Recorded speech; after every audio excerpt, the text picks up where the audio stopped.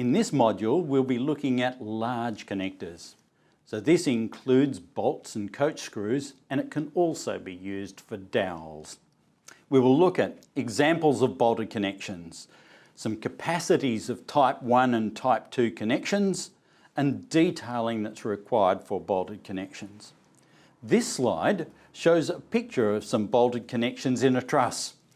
And so here the architect has chosen to express the bolts. They're easily visible in the structure and they're doing a structural job as well as fulfilling an architectural function. Likewise, in this truss here, you can see the bolted connections. In this truss, there's a steel plate behind each of the timber members. So those bolts are transferring load out of the timber member into a steel plate that sits behind it. The steel plate then transfers the loads across the node and into other timber members. In this detail, the steel plate is used to transfer the load from one timber member into another, but in this case the steel plate is buried inside the timber members. A slot is cut into the timber members, the steel plate is inserted there so it's invisible on the outside of the connection. Bolted connections. A type 1 bolted connection will use shear in the connection to transmit load across a shear interface. So this is a type 1 connection where I am loading this member in tension and it's transferring load into this member using shear across the bolt shank. So that's a classic use of a bolt. A type 2 connection would have the bolt in tension, and that's a much more difficult connection to establish using bolts. Type 1 connections. This is the capacity of a type 1 bolted connection. We've got a phi factor. And the phi factor is drawn from a table that's specific for bolted connections.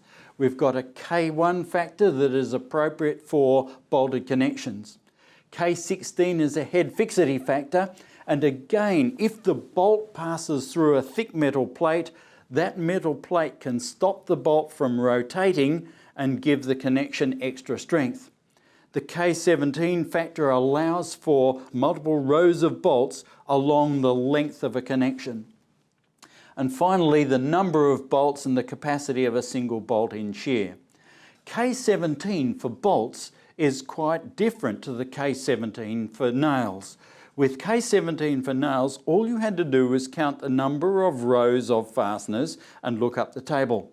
With K17 for bolts, we have to work out whether or not the bolts are actually going to stop the member from shrinking or swelling if it changes in moisture content. We call that transverse restraint, and we use different K17 factors if the connection is going to give transverse restraint to the bolts. The capacity of a bolt depends on the relationship of the force to the grain direction. So if the load is applied parallel to the grain, the bolt has a higher capacity than if the load is applied perpendicular to grain. In this connection here, if I push down on the horizontal member, the load is applied to the vertical member parallel to the grain and to the horizontal member perpendicular to the grain. So as I push down, the bolt is pushing up on the piece of timber and loading it perpendicular to the grain. There is a video clip available that indicates why the bolt has different capacities in those directions. But load direction is very important for the capacity of bolted joints. The characteristic system capacity of a bolt in a joint is given on this particular slide, and there are two different capacities. There's QSKL for parallel to grain and QSKP for perpendicular to grain, and they are each found by looking up different tables.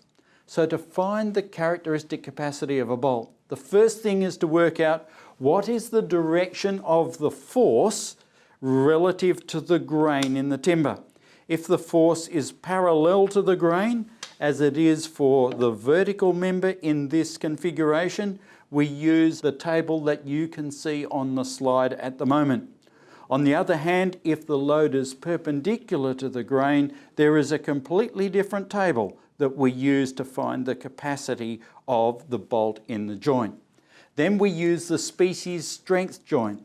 The joint strength group is given a J or a JD number, and that's indicated in the left-hand column on this table. Then the effective thickness of the timber.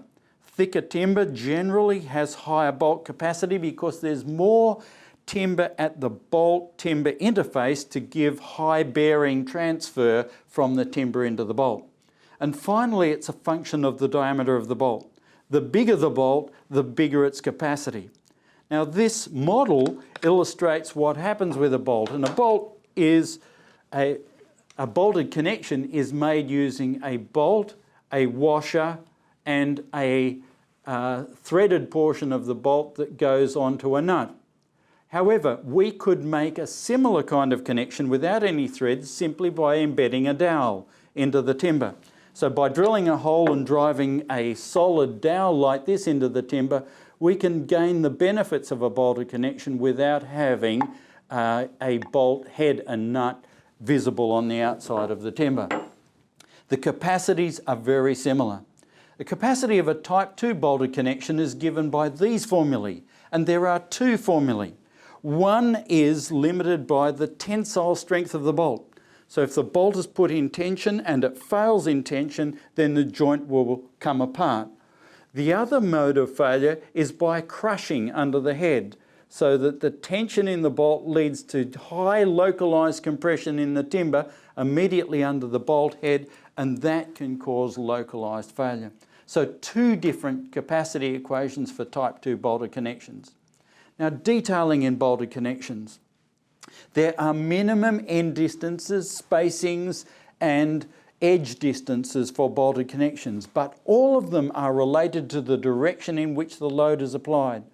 The standard gives different values for the spacings, edge distances, and end distances, depending on whether the load is applied parallel to the grain or perpendicular to the grain. So if the load is applied perpendicular to the grain, we're aiming to minimise the effect of splitting, and we use different edge distances, end distances and spacings for those configurations. Finally, there are some places where we can't get in behind the bolt to put a nut on the end of the bolt. And in those cases, we have to use a coach screw. So this shows what a coach screw is. It's a large diameter connection like a bolt, but it also has a wood thread on the end of the screw. And so it can be drilled into the timber, and it functions very much as a bolt, except in withdrawal. And its withdrawal strength is very similar to the withdrawal strength of screws. So in summary, bolts can transmit large forces. They tend to be used on much larger connections. Type 1 connections are much more common than type 2 connections in bolts, and the capacity is dependent on the direction of the grain. Bolts have different capacity if the force is applied parallel to the grain to the capacity where the force is applied perpendicular to the grain. And likewise, the spacings, end distance and edge distance is also dependent on the direction in which the force is applied.